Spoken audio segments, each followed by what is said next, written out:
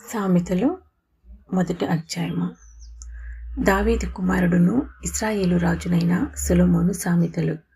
జ్ఞానమును ఉపదేశమును అభ్యసించుటకును, వివేక సల్లాపములను గ్రహించుటకును, నీతి న్యాయ యథార్థతల ననుసరించుటయందు, బుద్ధి కుశలత ఇచ్చు ఉపదేశము నొందుటకును, జ్ఞానము లేని వారికి బుద్ధి కలిగించుటకును, యవ్వనులకు తెలివియు వివేచనయు పుట్టించుటకును తగిన సామెతలు.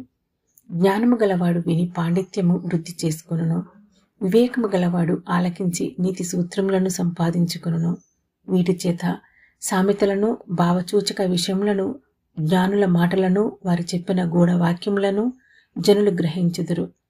యెహోవా యందు భయభక్తులు కలిగియుండుట తెలివికి మూలము.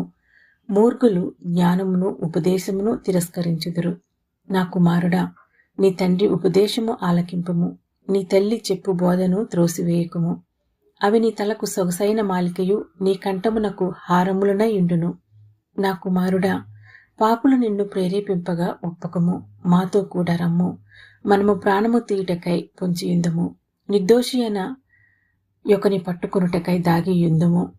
పాతాళము మనుషులను మింగివేయినట్లు వారిని జీవముతోనే మింగివేయుదుము.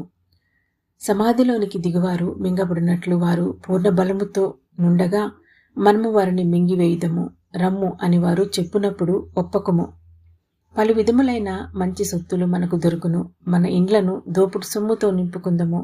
నీవు మాతో పాలివాడవై ఇండుము, మనకందరికి సంచి యొక్కటే ఇండును అని వారు నీతో చెప్పుదురు. నా కుమారుడా, నీవు వారి మార్గమున పోకము, వారి త్రోవల యందు నడవకుండా నీ పాదము వెనుకకు తీసుకొనుము.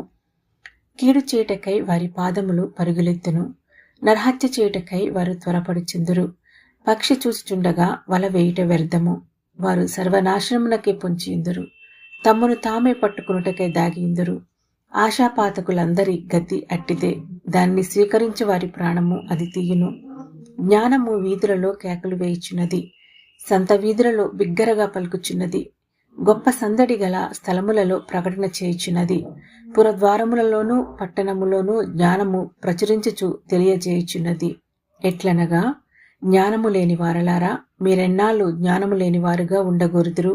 అపహాసకులారా, మీరెన్నాళ్ళు అపహాస్యము చేయుచు ఆనందింతురు. బుద్ధిహీనులారా, మీరెన్నాళ్ళు జ్ఞానమును అసహించుకొందురు.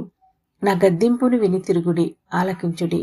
నా ఆత్మను మీ మీద కుమ్మరించెదను, నా ఉపదేశమును మీకు తెలిపెదను. నేను పిలవగా మీరు వినకపోతిరి, నా చేయి చాపగా ఎవరినూ లక్ష్య పెట్టకపోయిరి. నేను చెప్పిన బోధ ఏమియో మీరు వినక త్రోసివేసితిరి. నేను గద్దింపగా లోబడకపోతిరి. కాబట్టి మీకు అపాయం కలుగునప్పుడు నేను నవ్వెదను, మీకు భయము వచ్చినప్పుడు నేను అపహాస్యము చేసేదను. భయము మీ మీదికి తుఫాను వలె వచ్చినప్పుడు, సుడిగాలి వచ్చినట్లు మీకు అపాయము కలుగునప్పుడు, మీకు కష్టమును దుఃఖమును ప్రాప్తించినప్పుడు నేను అపహాస్యము చేసేదను. అప్పుడు వారు నన్ను గూర్చి మొర్రపెట్టుదురు గాని నేను ప్రత్యుత్తరం ఇయ్యకుందును. నన్ను శ్రద్ధగా వెతుకుదురు గాని వారికి నేను కనబడక ఉందును. జ్ఞానము వారికి అసహ్యమాయను, యెహోవా యందు భయభక్తులు కలిగిండుట వారికి ఇష్టము లేకపోయెను. నా ఆలోచన విననొల్లకపోయిరి, నా గద్దింపును వారు కేవలము తృణీకరించిరి. కాబట్టి వారు తమ ప్రవర్తనకు తగిన ఫలము అనుభవించెదరు. తమకు వెక్కసమగు వరకు తమ ఆలోచనలను అనుసరించెదరు. జ్ఞానము లేని వారు దేవుని విసర్జించి నాశనమగుదురు. బుద్ధిహీనులు క్షేమము కలిగినదని మైమర్చి నిర్మూలమగుదురు. నా ఉపదేశమును అంగీకరించువాడు సురక్షితముగా నివసించును. వాడు కీడు వచ్చునన్న భయము లేక నెమ్మదిగా నుండును.